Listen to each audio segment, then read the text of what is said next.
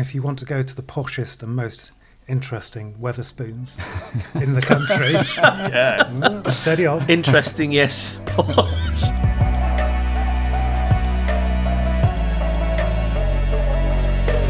Hello and welcome to the Evo podcast. James Taylor with you, and I'm joined by Sam Jenkins. Hello. John Barker. Hi. And Dickie Meaden. Hello. And this episode we're going to be talking all about the Ferrari 849 Testarossa, which Dickie has been driving in Italy. And Sam had a go as well. And Sam, yeah, both of you guys. So it'd be good to smuggled him in under the guise of videographer. Pretty much, yeah. And we'll also be catching up on the Lamborghini Temerario as well, which John's been driving in Italy. Yep. But before we get into those cars, Dickie, you've been driving a very French car. I have. Yeah, there was another job just before Christmas. But I've sort of been following this company on Instagram for quite a while, actually. It's called Ravage, and they basically completely reworked the A110 from a stylistic point of view. It's their interpretation of what a Group 4 rally version of the A110 would look like. So it's wider body, wider arches, bigger wheels, bigger tyres. They also do some tuning upgrades, so brake packages and engine modifications, and they also do beautiful retrims of the car. So it's not a resto mod. It's sort of because there isn't any restoration work involved, but it's that kind of vibe. So it's slightly backdated, but still very contemporary. It's quite hard to explain.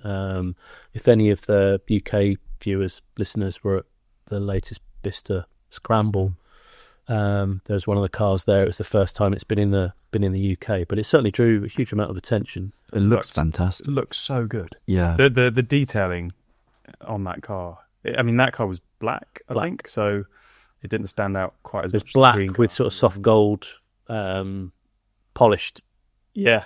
Like diamond turned and soft gold rims, but the more you looked at it, the more you saw the details. So details. There's a knacker duct, yeah, an inset knacker duct, but it's carbon fibre within that knacker duct. I assume all the bodywork is. Yeah, is it carbon fibre? And then I had a black sort of turbo, like a Turbo 2 Renault 5 type graphic along the bottom of the door, but that was black, really so you didn't immediately notice it.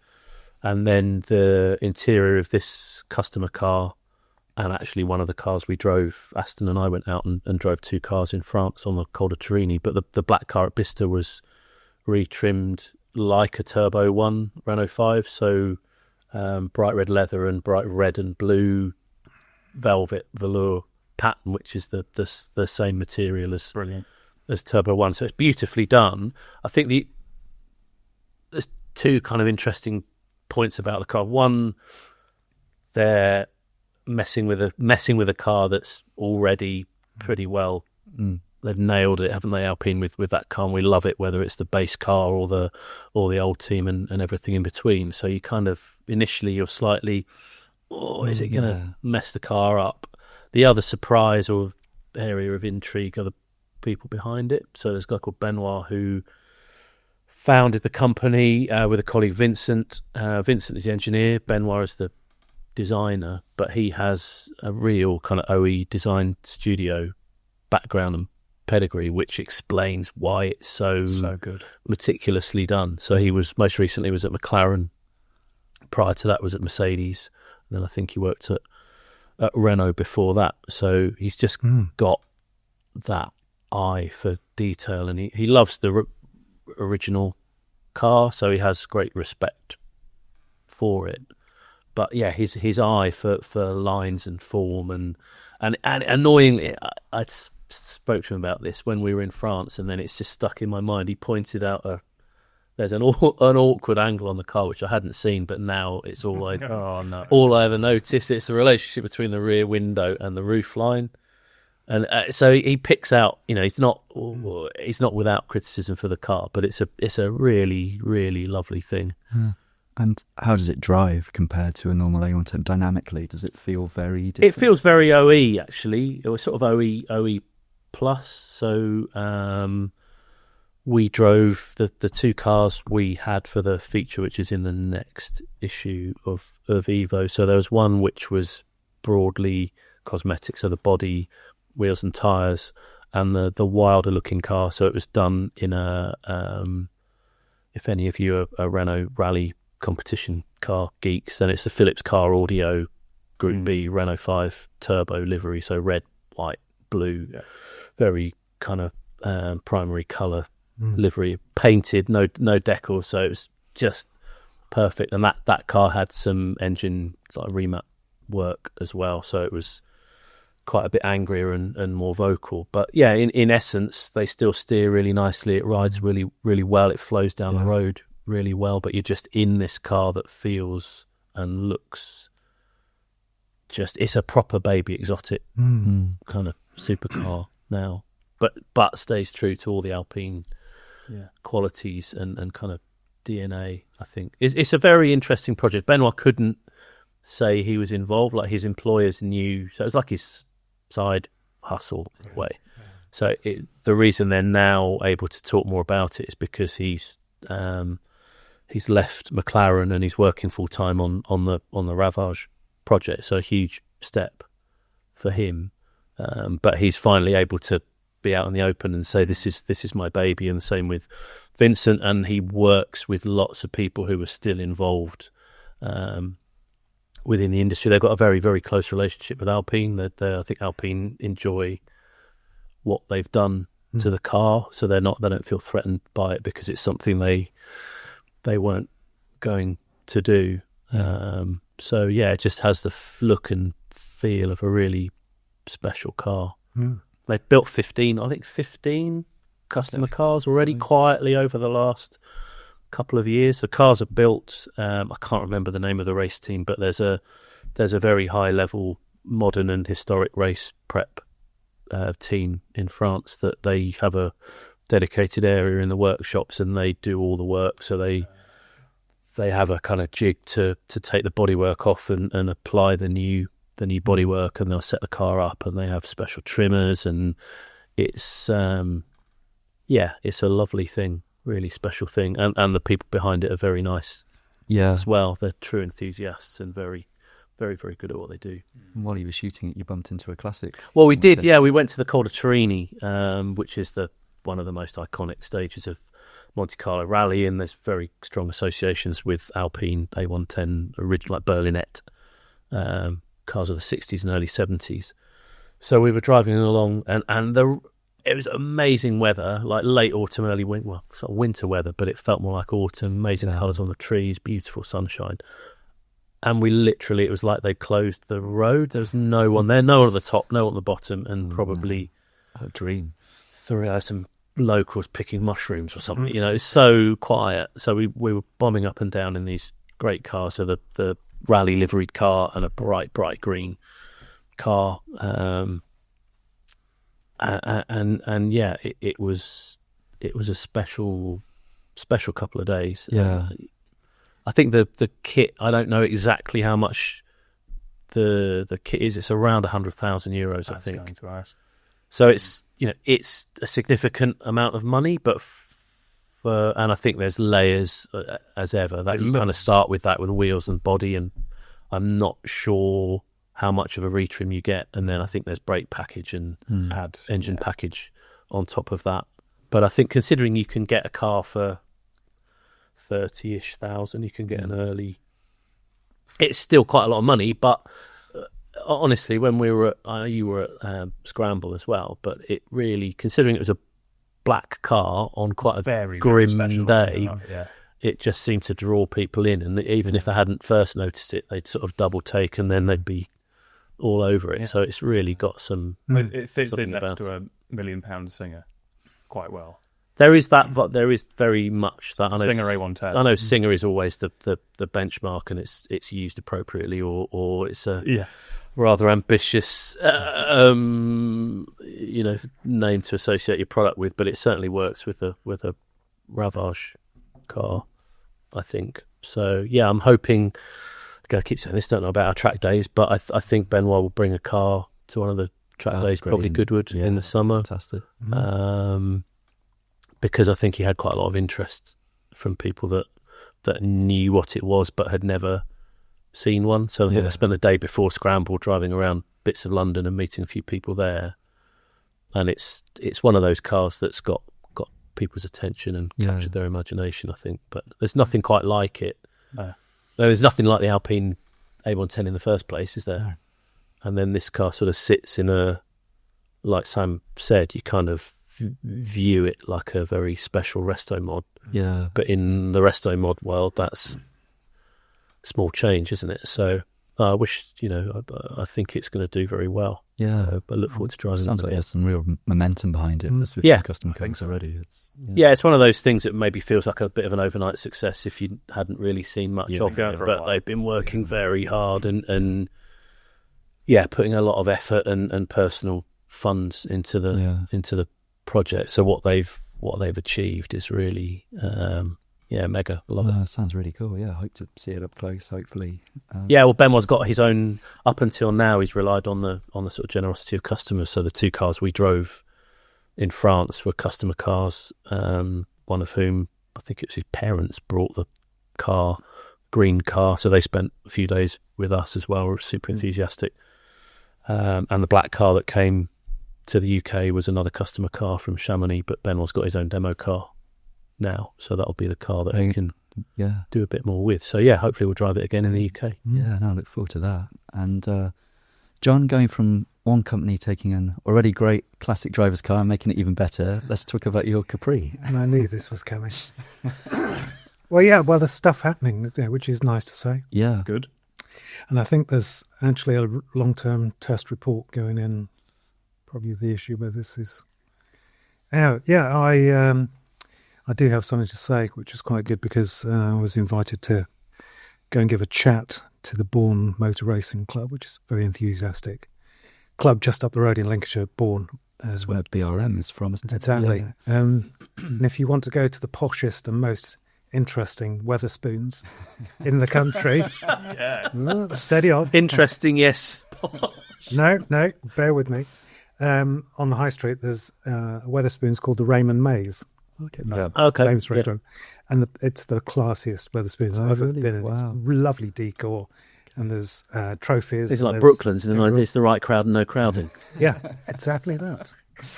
And the food's really good value. So we went there. Curry Tuesdays. Yeah. So I gave this chat and obviously asked any questions, and the first one, one of the first ones that came up was, so what's happening with the Capri? So it's nice to have something to say, although it is, as is always the case with the Capri, it's all going quite slowly. But it's the most recent thing that's happened is the car's always had a slight frown. For some reason, the guys who put it together originally welded on the bolt-on front wings, and it just sits, the slight set to the edges. And as all of these things with projects, not only does it cost more money than you expect, just to correct that small thing, it takes longer as well. But we're now to the stage where the front looks great. It's gone across the road from Q Prep, who stripped the car down, and it's gone across the road to the paint shop, to Neem Valley Body Repairs, to Tom, who's had it a little while now. It was stripped back. It's back to bare metal, wasn't it? Back to bare metal, which is a bit like when you were a kid and you scrape all the paint off your Matchblades car. Yeah. It had that sort of silvery, motley hue to it. And then the last time I went in, it was black again. But only because that's the... Is that like an etch coat or something? Yeah. So, but when it was all in silver, I was standing next to Tom in the workshop just to take a couple of pictures. You've changed your mind on the colour, haven't you? No, he said, so what colour's it going to be? And I went, hadn't really thought about that. So there's this completely bare car, so I can make it any colour I want. Yeah, cool. Blank canvas. So it's a big decision. What colour was it originally? It was signal green. It was, wasn't it? I remember. With a vinyl roof. With a vinyl roof. With not much metal underneath the vinyl. Well, that was the thing. Quent thought, because the roll cage is fully integrated and some terrific welding on the cross beams sit in the back of the car, and then a big chunk of paintwork dropped off one of the top of the rear quarters. Quent assumed that the roof had been chopped off and put back on again so they could get the roll cage. Yeah. Right, okay. No, because once it was back to bare metal, you could see it was all as original. Okay. But there was a little bit of corrosion wheel, the fixings for the chrome. Oh, because it would have a trim, wouldn't it? Yeah. But yeah, so there I was, standing looking at this naked car, and all of a sudden I've got a choice of colours. So I thought, interesting. So I put a little thing on Twitter. So what colour should it be? And it lit up. There's lots of really good suggestions. So that's where we are at the moment, just deciding the hue. I know what colour it's going to be, but I won't reveal anything yet. Yeah, let's save that for a future. Did you have it down to a short list though? Of like, did the input from your army of followers have any sway? It did, and to be honest, it was colour that I thought. Oh, okay. But then I thought about it more, and one of the guys did a little mock-up of 4 different colours. Oh, He took my picture that I'd posted and coloured them. So that was interesting. But yeah, so I know what it's going to be, and the few people who know have gone, oh yeah. So hopefully that will be good. Yeah, exciting. Ruby Stone it is then. Hot pink, yeah. Hot pink. Bubblegum with powered by fairy dust on the back. So when are you hoping it will go into paint and then be put back together? Will it be out for the summer? End of the summer? I mean, Tom is... Bearing in mind we're only mid-January now, so you've got quite a lot. I know. It was supposed to be just before Christmas. Which? This one, just gone. But I understand, Tom lost his main sprayer in the middle of the summer, so that my project on hold. Ironically, the lad is dating the daughter of somebody I cycle with every Sunday. That's a bit annoying. But he's going to do it himself, I think. Tom is the best. Anyway, so I'm happy to wait for him to do it, to get it done properly. Because, this is turned out to be version 2 of the Project Capri, because there's so much. You've already done the Evo version. Yeah, this is the Evo version. Yeah. So yeah, might as well not rush it and just get it done properly. And then once it is sprayed, is stuff ready to just get bolted? Are you just putting everything back that was in it, and are you redoing any? Did you reflock the dash? And the dash is out at the moment, potentially to be reflocked if they can do it properly. And when I had the car built originally, that was the idea, but it went over to this company for flocking, and they managed to crack the dash, so we had to get the dash. So that was a bit annoying. But yeah, flock the dash. You can now get some very nice modern headlamps, which might actually show somewhere down the road when you put them on. That's helpful. Nice. One of the guys, Andy at Q-Prep, is a bit of a whiz with the electrics, and he can redo the instruments so you get proper, lovely, lush lighting on the backs of the instruments as well. Yeah. So all these little things. Yeah. And I came across, you can buy brand new quarter bumpers. So I might do the front end quarter bumpers as well. Yeah. So it's going to be version 2. I might even put some new tyres on it. They're from 2011 at the moment. Wow, they're just on the concrete. front. Yeah. No, they're good for spins. Yeah. But yeah. So no, it's quite exciting. Yeah. And great. Yeah, once the paint's on, and I'll post again on. Yeah. And do another poll. See. Did I make the right Quarter choice? bumpers or, yeah. I don't care. I've made a choice. So. Turn into a proper influencer, John. What colour should I paint? Yeah, I'll tell you how much I've lost on this car in the last 2 years. Just crash it and then get someone to rebuild it in 7 days, and you'll be a... Yeah. Log it all, put it on the internet. Yeah. But so yeah, bring things right up to 21st century tech. You've been driving a future steer-by-wire system, which is not going on the Capri. Not yet. Well, no. So the Capri has been updated with MST's EPAS, but this was something I was intrigued. Went to Myra to drive this BMW 5 Series, which is a ZF development car, with no steering column. So you got steering wheel, upper column, and then there's like an interconnecting rod takes it into the steering rack. Gone. I actually had a look under the bonnet just to make sure it's gone. Yeah. So you come to it, and of course, like with anything, if anybody says, oh, the steering on that's a bit weird, go and drive it, see what you think. Then you absolutely concentrate on that. Yeah. So I knew there was no steering column. The system has sensors on the rack, and it's almost like a force feedback unit. So they were kind of suggesting they can simulate any kind of steering feel, can't they? Yeah. I don't think they were suggesting they could. What they wanted to do is to impress, bearing in mind this German company, if you want to impress potential customers, you've got to prove that you can make it as good as what you've got at the moment. Yeah, okay. And then all of the options, because there are many options, stuff you can do with steer-by-wire, which I'll come into in a second, then that's a great place to start from. Because if you can convince people that it feels like it's connected, then whatever you do after that is bonus time. Yeah. And driving around Myro's various test tracks, there's a handling, is it a ride and handling circuit? But it's a concrete thing that lollops around and goes up and down a bit with sharp impacts, and you could feel those. But what really impressed me was we went on to the handling circuit, the asphalt handling circuit, which has just been trimmed because they've been doing some, they're putting a solar farm at one end, so they've cut it off. So one bit of this circuit was brand new asphalt and it was raining, and the other end was, what we were using was just gritty old asphalt, and you could definitely tell. So you could feel the surface change. Squeaky at one end and gritty at the other. So I was really quite impressed. And when you're on the lolloping track with the uneven canvas and impacts, when you feel that through the wheel, is it artificially a bit like on a racing game simulator where you clip a curve and the steering kind of kicks back slightly? Are they? Well, that's the thing. That? You know, when you catch a sort of a bit between two bits of the concrete road, and they've got a strip of rubber. Overband and stuff. Overband.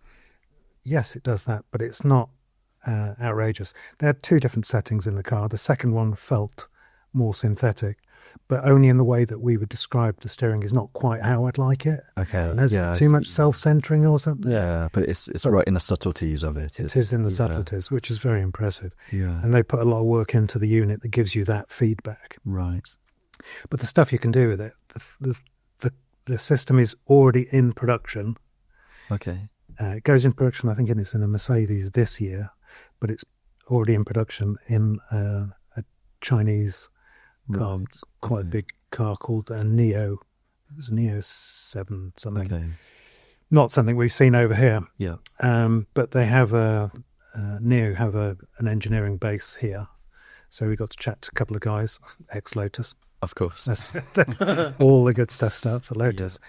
And he was saying, the customers really enjoy it because you can do things like full lock can be that. Right, I see.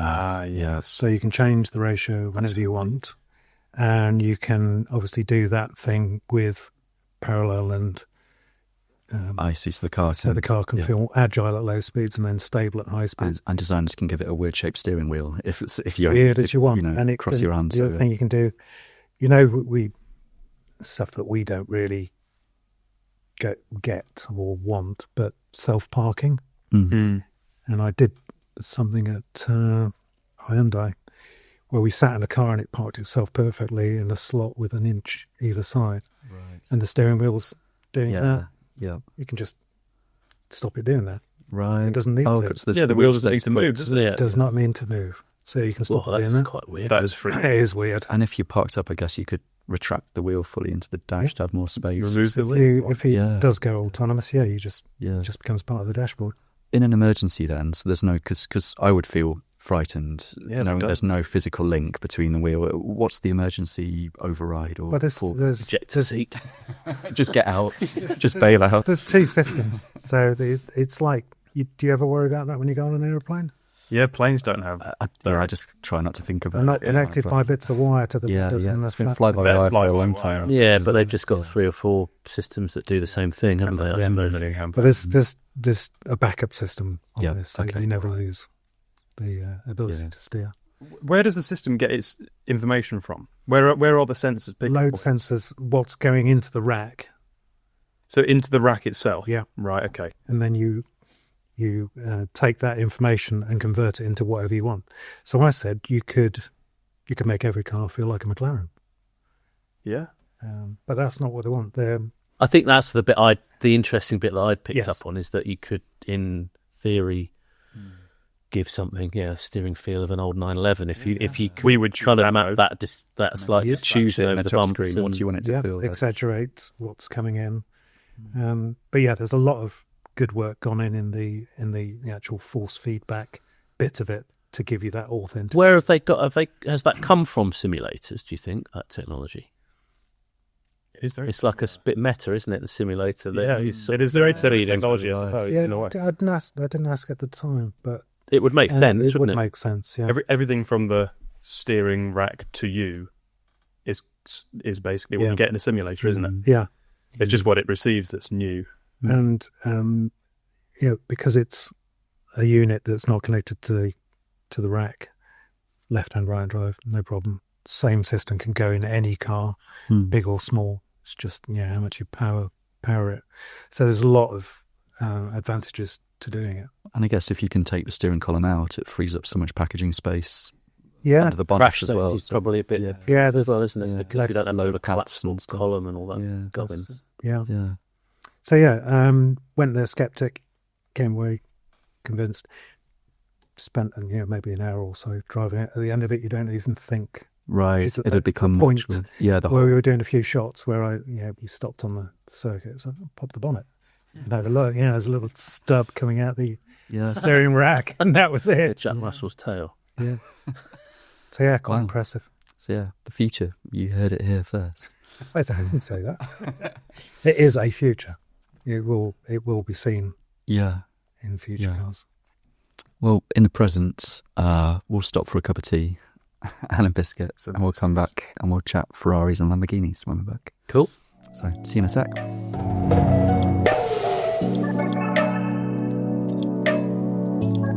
Welcome back to the Evo podcast. We're about to dive into the new Ferrari 849 Testarossa, which Sam and Dickie have recently returned from driving. So this is kind of the sort of replacement for the SF90. This is a brand new plug-in hybrid 4-litre V8 Ferrari. Right? Yeah, so it does take over from the rather unloved SF90, doesn't it? It's a strange... SF90 was quite understated, wasn't it? And no one... I don't think anyone really fully understood Never caught on. the car. It never kind of captured people's imaginations, and then Certainly didn't catch on with us, did it? not Cology, yeah. No, absolutely not. So yeah, it's sort of from a rather unpromising origins. They've kind of revamped the car, gone through the powertrain, and gone through all the handling dynamics. So it's kind of the next stage of kind of influence from F80, really. I think with the they've got their equivalent of the JLR 60 dynamic system. They call it 5, somewhat confusingly. They refer to the 60 and then call it 5, but it's the Ferrari Intelligent Vehicle Estimator or something. Right. Okay. So it draws data from every kind of area of the car to understand throttle opening and yaw rate and lateral load and speed, and then it kind of gets half a step ahead. It predicts what the car... So it's like a virtual car within a car. It builds a model of what the car is doing, and then it will estimate based on what it's currently doing, what it's going to do next. So the car's kind of already primed for your next input. Yeah. And Ferrari's always been pretty cutting edge with that stuff anyway before. So they've always pushed, haven't they, with whether it's their transmissions or their side slip control or... Yeah. So that's... I mean, it's really clever stuff, is it? Because I don't know what I'm going to do next half the time. So how it does, I don't know. But it certainly, it makes a massive difference to how the car feels, particularly. It's probably the best demonstration of the benefits of that system coming from SF90, which, we commonly talk about front end and rear end of the car. Not, there's no physical connection. And not really understanding how that works because it feels so tightly knitted together. I think SF90, there was always a slight miscommunication, or it just didn't quite knit together enough to feel like you could consistently drive the car, or the car never really felt consistent under you. This feels very different, I would say. And the other sort of techie bit is the ABS Evo system, so that allows you to brake really. And again, that's a F80 sort of cascade down from and that. the pedal can never go long because it's it's a more direct. They've worked hard to give you a more proportionate pedal effort to braking response feel in the car. So again, it's more intuitive and more consistent. Is that a brake by wire? Yeah, it is. And you guys were driving it in Spain on the track and on the roads. Was it Monte Blanco? So we flew to Seville, and then the launch was based around Monte Blanco circuit, which they've used a few times. A couple of other manufacturers have used. Seville at that time of year must be lovely. Come to Seville, they said. The rain in Spain falls mainly on the Ferrari launch. There were two specs of car. So there was a base, if you can call it such, 849, and then there's the Assetto Fiorano package, which has got a more aggressive aero kit, and what else? It's got carbon wheels, and you've got the option of a Multimatic fixed rate damper to replace the semi-active. It's risky because that's what they had with SF90, wasn't it? Yeah, but they now, because you can't get front nose lift with the Multimatic dampers, they now let you order Assetto Fiorano with the semi-active. I think that'll be popular. Dampers, which I think is where most people are going to go, because the Multimatic dampers are the same springs across all the cars, but the dampers are set slightly firmer than race mode on the semi-active dampers. Yeah. So it's quite stiff. Yeah. So we drove the Assetto Fiorano car on the track, and then we had a regular car, a Assetto Fiorano with the Multimatic dampers on track, and then the semi-active regular car on the road. Mm-hmm. But you could feel some bumps at Monte Blanco with that Multimatic damper. So I think it would be pretty hardcore on the road. Yeah.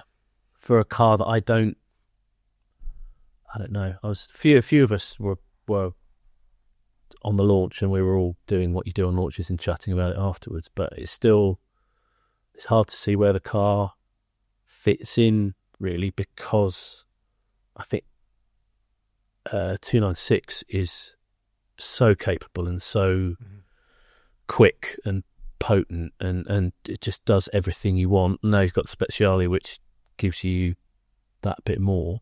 And then you've got 12 cylindry, and you can go every which way. And then weirdly, their absolute halo car is a V6. And then you've got this one sort of shoehorned in there with a V8. So it's a heavily reworked version of the SF90 engine. So it looks quite dramatic. It is very. There's a lot going on. They've kind of thrown the kitchen sink at it, I think, in terms of different visual cues, and they've drawn. Obviously, with the Testarossa name, you've either got the sort of 80s, 90s flats and strakes, and very wide, very flat car, which very much of its time, but it's become an iconic looking car. Or you go back to the 50s with the open cockpit sports race cars, and that's probably going too far back. So then they've also drawn from the 512M and 512S, so 1917 era with the tail end treatment. So it's sort of, it's not quite like an AI mash-up of things, but it's quite a. It's the opposite of the 12 cylindry. 12 cylindry looks odd in photos, but amazing when you're with it. And I think this car, having looked at Aston's photos, it looks brilliant in the photographs, but when you're with it, it looks amazing from certain angles. And then you're like, I'm not sure. I think it probably is what that car needed, because the SF90 was quite It's definitely got some drama, hasn't it, and personality. Yeah, it was a bit underwhelming, and it's a 1,000 horsepower, sort of flagship Ferrari supercar. So it should look like this. It's just it is quite divisive, especially from the front. But there's definitely some SP3. Okay, rear three quarters. It's quite high, isn't it? Though that's what I think I struggle with. It's quite heavy and high at the back. Yeah. SP3 had the Testarossa type slats to distract you a little bit, to break it up, and this has just got those funny little winglets. Yeah. Your Setta Fiorano car goes that bit further, doesn't it? So the actual winglets, whereas the non-Assetto car really has to have slams, just a flat flick, and the canards on the front are bigger, and there's they're quite chunky. Yeah, and then there's a deeper element to the front splitter, and a lot of the work gets done under the car on both anyway. There's all these turning vanes, and on the road, I think it looks looks special. It's going to look pretty spectacular on the road. So, and I know we're more about the driving feel than the look, but I think at this level with this sort of car, the styling is going to make or break it probably, because and it has to make a statement to justify the extra cost. Is that maybe why they've brought the Testarossa name back as well, to have a bit of an iconic? I think it's a bit more glamour, isn't it? And it's something you can, if you just say a number to say, I've got an 8, so whatever. If you said Testarossa, I think more people are going to have a sense of what it is. Yeah. I don't know about you, Sam, but I find that the V8 isn't.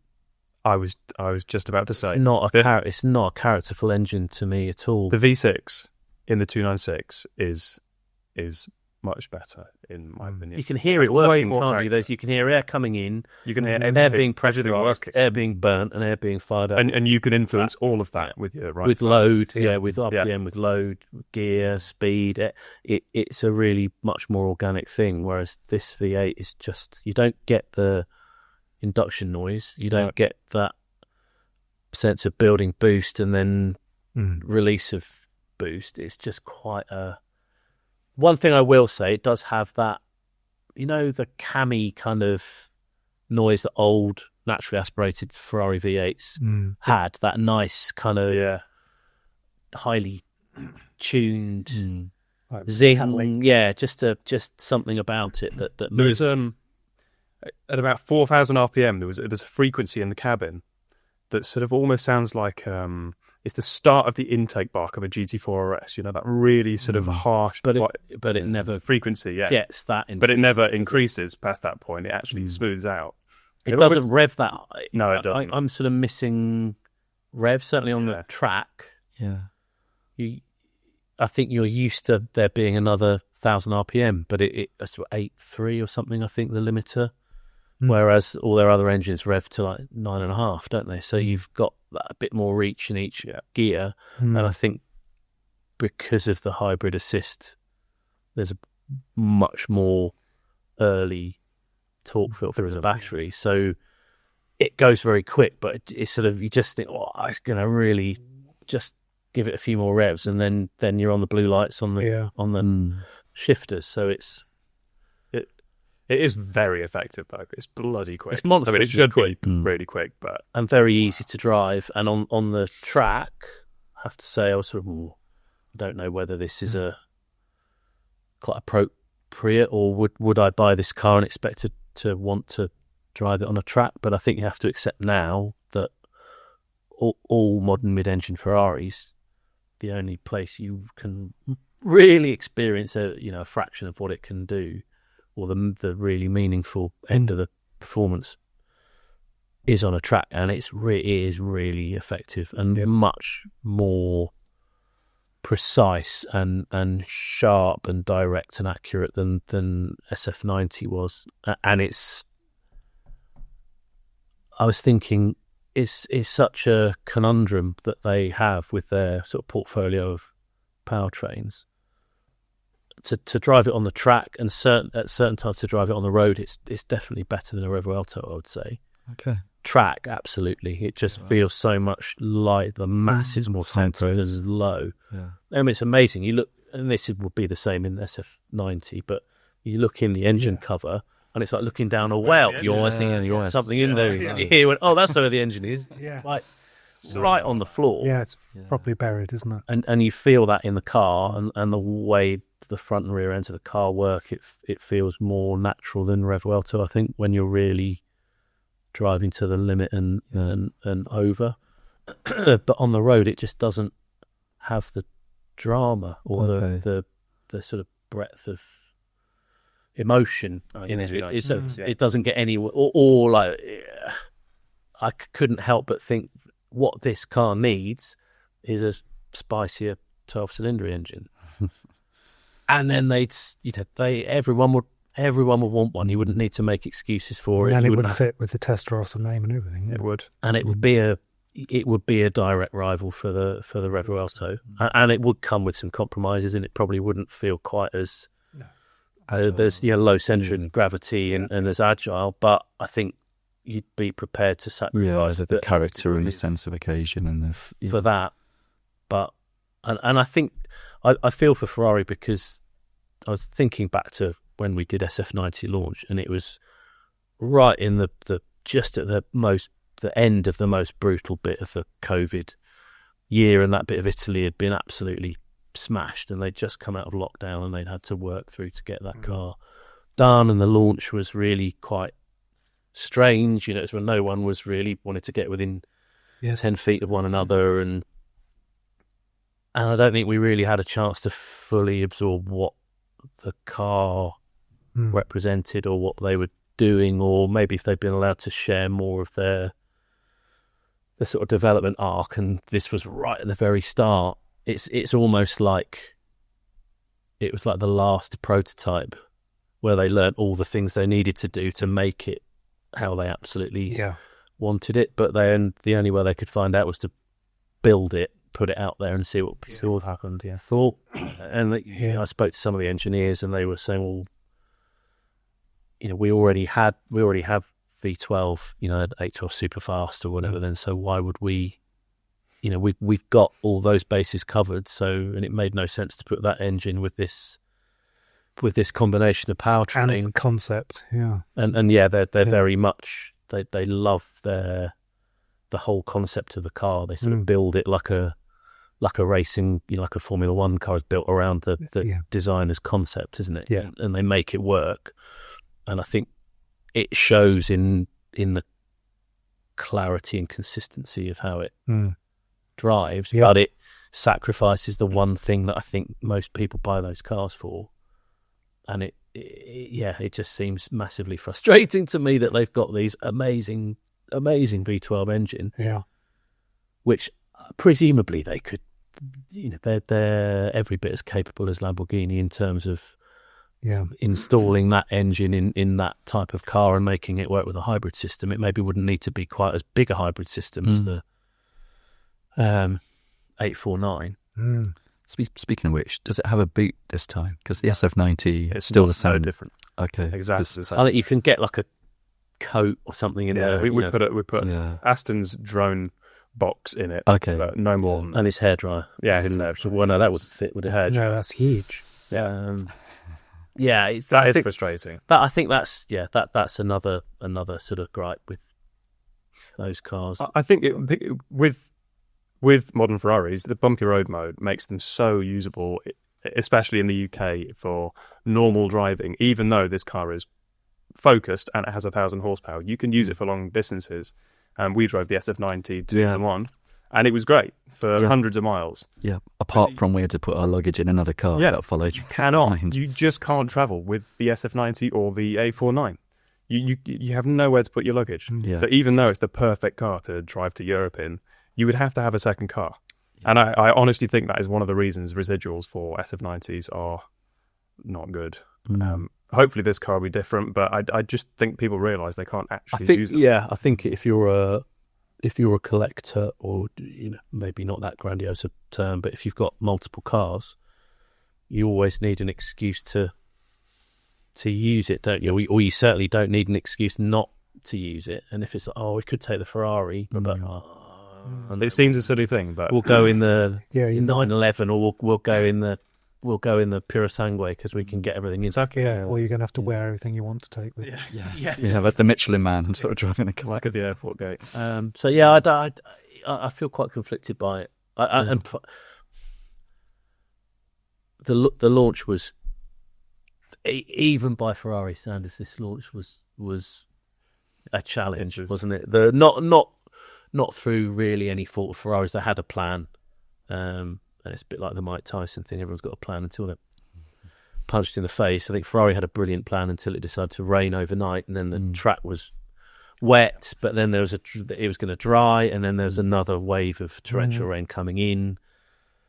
So they wanted us all to drive, rather than divide the group up and one half would do some track and then swap at lunchtime, do the road, and vice versa. We all stayed at the track, which was great for the laps I got, but then it compromised the amount of time I had to drive on the road. So I still feel like I need to spend more time in it to really get a proper To know it. handle on it and be able to know the absolute differences between it and a Lamborghini. But from what we did discover, it's an interesting car. It's much improved over SF90. I think it's a more desirable thing. It's more distinctive. Yeah, I think so.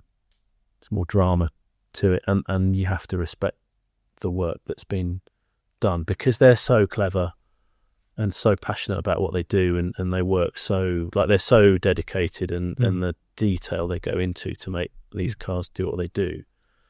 It's hugely impressive. Well, on that, you've now driven sort of three of the most special recent Ferraris. You've driven the 296 Speciale, the F80, and now the 849.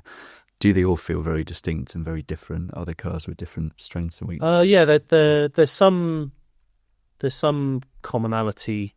Well, the best bits of the Speciale and the 849 are the things that remind you of the F80. Right. So the gear that shift, really is the halo. gear shift is awesome. It's always been very good, but there's some things absolutely. It's weirdly thrilling every time you get a proper upshift at the right revs. It is like you've just fired a rifle. You get that. Yeah. There's almost like a recoil sensation in the car, and it's so fast and so clean. That's brilliant, and that's like turn up to 11 in F80, but that came from that. I think the mastery they seem to have of all the electronics and everything's talking to everything else at such a high, so much information like coursing through the car. I think that comes from F80. I think as a F80 almost, it sort of stands on its own, really. I think it was we all had our misgivings about the V6 engine, and it's really quiet from the outside, which is a shame, but it sounds fantastic in it. Yeah, which actually, if you're really matters. The cockpit is fabulous in F80. I absolutely love it. I love the way it looks. It's like the best expression of this. I know it's not all Manzoni, him doing the cars, but under his era, watch kind of thing. Yeah. I think F80 is the best expression of it. But and we've had 12 cylinder as well on Car of the Year, so I've kind of, from having not spent much time in many Ferraris, I've kind of driven most of them now in quick succession. Speciale,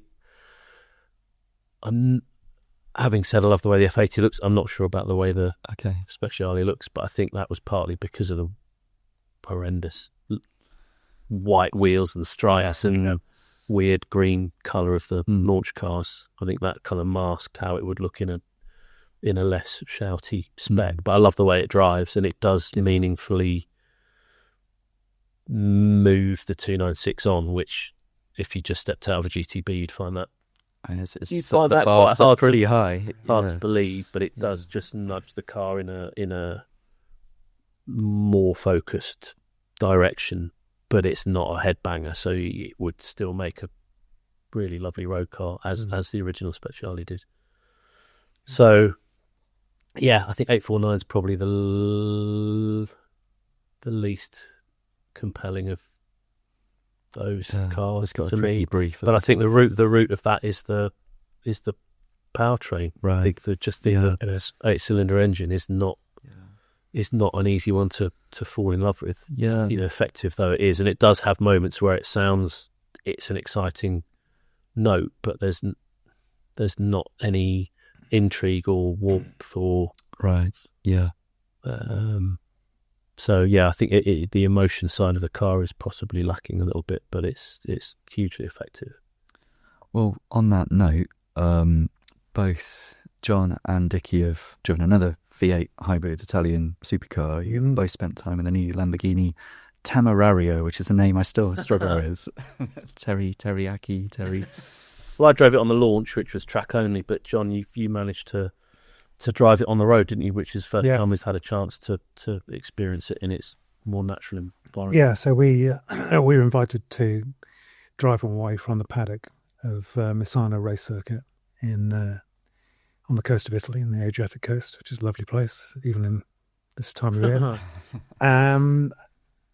And yeah, it's got a V8. When we arrived there, they were practicing. It was the World Finals, and there were a huge number of Huracan-based cars howling around the circuit. That's not what you want, really. Which is sort of just a good reminder of what we're leaving behind with the old Huracan. Yeah. And obviously I had a quick chat with Dickie, because you'd come back with a few questions about it from the track drive. I mean, it's astonishingly quick. It doesn't feel like I think it just followed Lamborghini's more recent launch, the cadence and format of their launches. They always seem to do their first introduction of the cars on track, and then the second bite at it is on the road. So even if it's not necessarily a track-focused model, which in the Temerario's case it's not. No.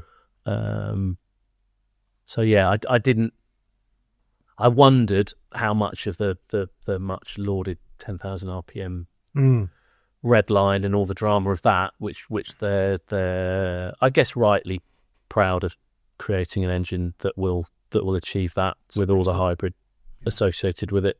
But it seemed, to me, certainly with a crash helmet on and stuff, the sound and the bloody speed of the thing when you've worked through the gears. I was trying to then overlay that onto a road environment. Context. Yeah, and it was that bit of Italy is not brilliant for driving. Rich Piercy was a photographer. We cozied up for this launch. He had a plan. He had some places on the map up into the hills. And it was a little bit fiddly, but straight away the V8 thing was quite odd, because it's like the Revo Alto. It's part hybrid, so you can pull away, but all the cars were already warm up. We got a choice of cars from the paddock, went off in our little green car, and it was running already, and the sound was not great. Right.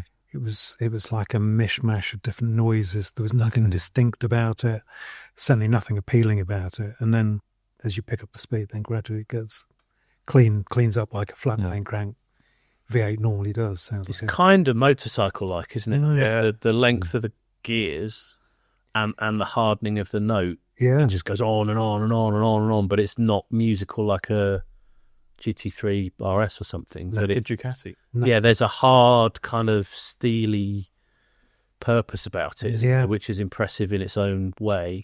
But I thought we'd never going to get a foot down. Right. Never just the road actually so see 10,000 RPM because restricted. the roads are quite restrictive. But it's like a 3-stage delivery as well. So you get the initial boost of the electric, then the turbos kick in. They're massive turbos. And and that was quite a shock the first time. Little lane, plenty of space. Yep. Christ. But thought we're never going to get to see 10,000. And then, by chance, dropped onto this little bit of not dual carriageway, but just 2-lane road, dead straight, that went past a village. So you drop out the village, go past the village, pull back in. Oh my God. And it gets to 10,000. It is it's befuddling how fast you're going, Right. because it just ramps up and ramps up to 10. It feels like if it let it go to 12, There's no seating. just keep ramping up. Yeah. So there's 3 stages of delivery, which is fine. But then when you're just pootling around, it doesn't have the natural interest and intrigue of a V10. Naturally, that's with V10. Gives you a lot of richness just driving the car generally. You don't have to be going for it. It just sounds interesting, like that. The Evo that we had at Cario a few years ago, I drove that. I think I drove that a few times, and it was never got bored of just being in the car and enjoying the noise. So I think they've lost a big chunk of character by going to a twin turbo V8. But I don't think you didn't get the full story on the car. I think we still, it's one of those frustrating cars where we've had 2 goes at it, and it sounds like a load of excuses, doesn't it? But it's hard to explain some of the compromises that you have with certain launch drives. I mean, a track is great because you get to experience the full performance, but you've got a crash helmet on, and it's there's no nuance to it. You're just in it, flat out through the gears and hard on the brakes, and so you get that kind of one dimension of it, and you've had a little taste. But I think it's much the same as the 849. I think if you have more time in the car and on greater variety of road, then if you find where it shines, then I suspect that's enough of a kind of dopamine hit to carry you through the tire. You just learn the rhythm of the when it's going to deliver and when you're just making progress. I feel for the manufacturers that are achieving these great things and making. I know we complain about the cars being faster, but they are making these cars more and more extreme and more powerful, and they have to be quieter and quieter and quieter and quieter. And yet they know as soon as the customer buys it, if they're inclined to, they'll go straight down the road and put a different exhaust on it. Yeah. And I'm not saying it's not going to suddenly transform it into a V10, wailing kind of noise, but it will add some more character and give you more kind of balls to the noise, won't it? Yeah. Which is what we miss, I think. Absolutely.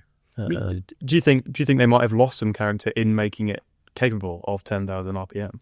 Well, I did ponder that in the piece that I wrote, because you've only got so much budget, and you just wonder if they spent it all on making sure it was going to be reliable and all the rest. I think maybe they know whatever they were going to make, it's never going to. They're always going to compare badly with its predecessor. So it's always like it needed to have a this big kind of tick box thing, and it's crazy, isn't it? Because most 849 aside, most Ferraris get within 500 RPM of that figure. It's just because it's 10,000, and you're not in them going, I wish I had another 500 RPM. I think I think you have to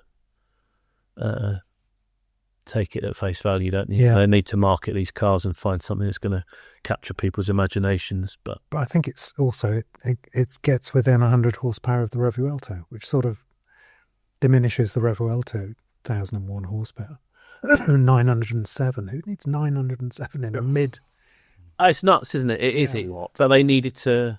I suppose they're caught between knowing 296. Yeah, they need to exceed 296 because historically, baby Lambos have always given baby Ferraris a kicking, haven't they? Certainly on the top trumps thing from Gallardo, Gallardo and 360 Modena, and then Huracan, and what would it be 458? Yeah, Huracan. And then Huracan lived on through 488, F8, and 296, didn't it? It sort of hung on. It did. But they've always had a power advantage, haven't they, Lamborghini? So I guess they needed to be decisive with that. But if you've gone to the effort of making a V12 for the Revuelto, brand new, brand spanking, just think, wow, you could have done a 10,000 RPM V10 for the Temerario. It's tricky with the moving goalposts, isn't it? It's Volkswagen Audi as well, isn't it? So you do get the sense, there will be evolution. And I suspect the Temerario will get lighter and more aggressive, and I suspect the Revuelto, they can wind it up a bit more and give it more grunt and more aggression, so they'll probably diverge Yeah. a little bit. So it's interesting times, isn't it? I think one thing that did surprise me, again, at Bicester Scramble, so I think it was Lamborghini Bristol, had a Temerario there on display. Looked great. And I sort of was, wow. What colour? I can't... Silver. Yeah, it was matte silver, I think. But it looked amazing. And I thought, well, shouldn't be surprised by this because I spent... Yeah, it's been there. But I think the launch, there were like 30 of them in all different colours, and I just went a bit blind to what they are. But when you see one of them in amongst... There's no normal cars at Bicester Scramble, but the look of it is Yeah, and at Sano they had Revo Altos in different colours. They had Hurricanes. So there's even a Gallardo. Immaculate yellow Gallardo. Like the launch car. Original car, Yeah. So Just Lamborghini blindness. Yeah, it didn't look that dramatic there. But no, I think we need to spend more. It feels like a to be continued, doesn't it? This car, it feels. We are working on it, aren't we? Yeah, trying to pull something together. But I think we haven't seen certainly haven't seen the best of the 849, and I think the same is true with Temerario, isn't it? I think if we get to know it better, then we'll be able to judge it properly on how much of the excitement is there, how much of the time. Yeah. But I'd rather they built cars like that than absolutely, didn't, and it's a point of difference between it and the Ferrari. Yeah. So I think there's always pros and cons to each other. But Sam, I think you were the first person here at Evo to hear the Temerario because you went before when it was just being revealed. I think before anyone had seen it was still in camo. Yeah. So we went into it. They had a little workshop at the factory where they were fine tuning the exhaust note and the cabin noise, and they were focusing really closely on the frequencies at certain RPMs so that it matched some of the frequencies you get in the V10. Obviously, it doesn't sound like the V10 in pretty much any way, but they were very aware that they needed to have some of that feedback at certain RPMs. But and it's all very laudable, but when it's going towards 10,000 over, you can't hear anything because you're just... All your sensors are trying to get tunnel vision in it, don't you? It's. I know I wrote this in the original test, but the first lap in a strange car, and you end your first lap and you're braking from 190 miles an hour into like a second gear back on yourself. Testarossa, wasn't it? Yeah, and it's downhill as well. So 190. I need track beast. That's me. Yeah, you heard. I don't think I'd be trusting track beast just with that. But it's a spectacular car. I think we're in a weird position, aren't we, where we're not. We don't see these cars like you would do if you're in...